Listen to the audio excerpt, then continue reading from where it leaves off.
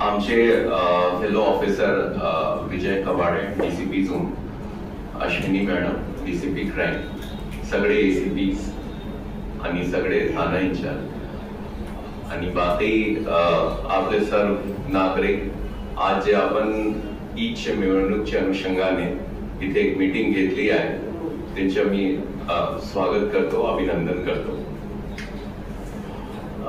विजयने जे थोडक्यात आपल्याला सगळं सांगितलं आहे की मागच्या वर्षी ज्याप्रमाणे ते झाला होता त्याप्रमाणे यावर्षी पण आपला पोलीस डिपार्टमेंटच्या कोऑपरेशन तुमच्या सोबत राहते।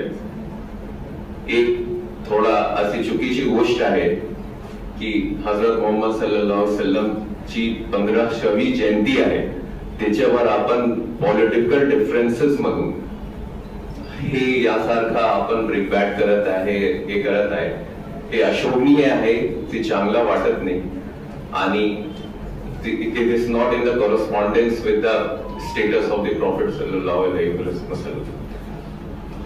तो तुमच्याकडून सगळ्यात हेच विनंती आहे की तुम्ही उत्साहाने ते जे जयंती साजरा करा आणि जे त्यांचे आदर्श होतात, जे त्यांचे मूल्य होतात त्याची जास्तीत जास्त सगळ्या लोकांमध्ये त्यांच्याबद्दल तुम्ही माहिती द्या, जनजागृती करा।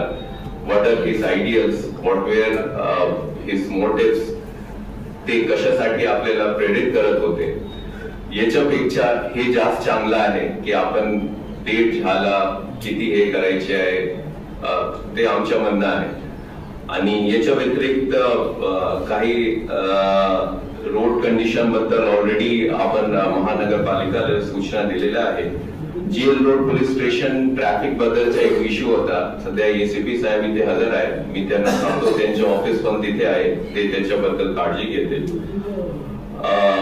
स्ट्रीट डॉग्सच्या पण काही इश्यू आहे, त्याच्याबद्दल पण महानगरपालिका बघतील, त्याच्याबद्दल काही करायचे आहे। शास्त्री नगरचा जे बंदोबस्त आहे त्याच्याबद्दल पण आपण प्रयत्न करू पुरेसा बंदोबस्त द्यायला आपल्याला, ज्याची मागणी आहे। एसीपी माने साहेब, कोमल साहेब, किरडकर साहेब, माळाळे साहेब, सर्व उपस्थित पोलीस अधिकारी, इतर विभागाचे अधिकारी, जुलूस कमांड कमिटीचे पदाधिकारी आणि सर्वच समाजातील समाज बांधव, आपले काही विषय किंवा काही चर्चा आता झालेल्या आहेत।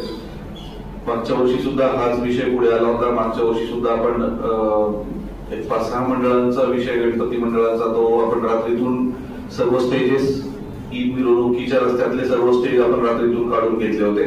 याही वर्षी आपण ती तयारी ठेवलेली आहे। गणेश मंडळांनी सुद्धा त्याच्यासाठी पॉझिटिव्ह तयारी दर्शवलेली आहे। त्यामुळे जुलूस कमिटीच्या सांगण्यानुसार, जुलूस कमिटीच्या लेखी मागणीनुसार आपण 7 तारखेची परमिशन दिलेली आहे। 7 तारखेचा जुलूस,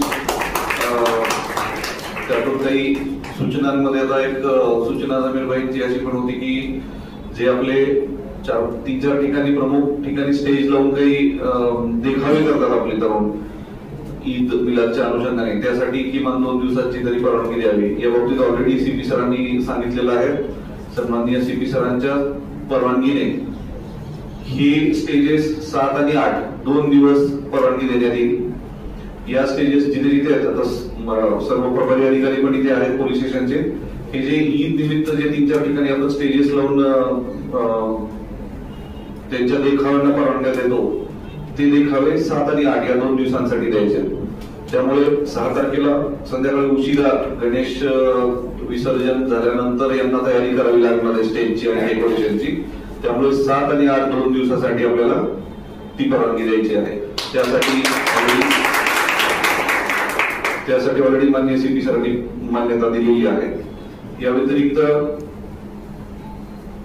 शास्त्री नगर जुलूस मागच्या वर्षी निघाला नव्हता, या वर्षी त्यांनी काढायची प्लॅनिंग केलेली आहे। मला वाटतं महापालिकेची, माझी महापालिकेला असं सूचना असेल, ऍटलिस्ट शास्त्री नगरचे तरी रोडचं काम तुम्ही केलं पाहिजे, कारण ते म्हणतात तसं 5-5 वर्षाची खूप छोटी छोटी मुलं आणि सगळ्यात मोठा जुलूस त्यांचा आणि सगळी लहान मुलं असतात त्याच्यात. मला नाही वाटत मोठी मुलं असतात त्यात किंवा मोठे मंडळी पण जास्त नसतात त्यात. सगळी लहान मुलं आहेत, त्यामुळे त्या रोडचं थोडस डागडुजीकरण तुमच्याकडून होणं आवश्यक आहे. बाकी दरवर्षीप्रमाणे आपली तयारी असेलच. येणाऱ्या या पैगंबर जयंतीच्या सर्वांना मी शुभेच्छा देतो. आमची शास्त्रीनगर कमिटीच्या सिरत कमिटीच्या अध्यक्षांनी आता प्रश्न मांडला की रोड हे करून द्यावा, आम्हाला मोकळा करून द्यावा. तो तर होणारच आहे. प्लस बंदोबस्त द्यावा. बंदोबस्ताची काळजी करू नका, आपल्याला लागेल तेवढा बंदोबस्त लागेल. भरपूर मनुष्यबळ आपल्याकडे अवेलेबल आहे. पूर्ण बंदोबस्ताची तयारी आपली पोलीस विभागाची झालेली आहे, त्यामुळे बंदोबस्त सुद्धा मुबलक प्रमाणात मिळेल. त्यामुळे कुठल्या अडचणी येणार नाहीत. काही अडचणी आल्या तर आपण एकत्र बसून त्या सॉल्व्ह करू.